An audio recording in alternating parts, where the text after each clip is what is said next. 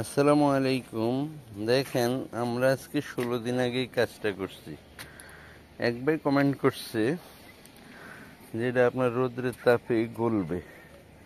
আরে ভাই, এটা তো খায়া ফেলাইছে। দেখেন, এটা গলবে কি? এটা ছাদের সাথে পুরো অ্যাডজাস্ট হয়ে গেছে। দেখেন, যেখানে বালি দিছি আমরা, বালি দেওয়ার উপকার কি? যেখানে বালি দেওয়া হয় ওখানে যদি ছোটখাটো গাঁথা থাকে ওইটা আপনার পূরণ হয়ে যায়। আর যেখানে আপনার বালি না দেয়, ইমালশনটা বেশি পড়ে, ওখানে দেখেন এই যে ইমালশনটা, এই যে দেখেন। কিন্তু বালিটা দিয়ে দিলে এই জায়গাটা পুরো ফিল আপ হয়ে যেত, পানি আর জমার কোনো অপশন থাকতো না, সহজে পানিটা গড়ায় চলে যায়।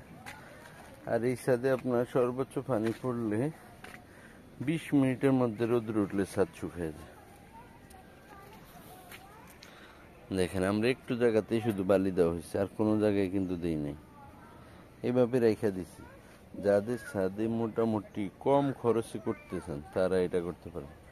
এটা আমরা স্কোয়ার ফিট 15 টাকা হিসাবে কাজ করলাম।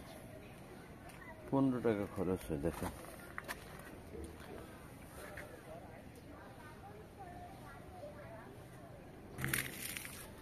দেখেন এটা আমাদের পুরানো কাজ যেটা করলাম।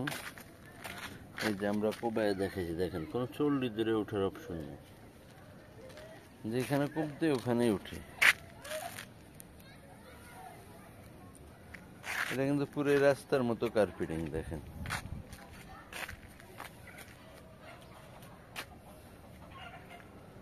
এটা আপনার মোটামুটি 1 কোট দেওয়াতে আপনার পানি পড়াও বদ্ধ হবে, ছাদে শ্যাওলা জমাও দূর হবে।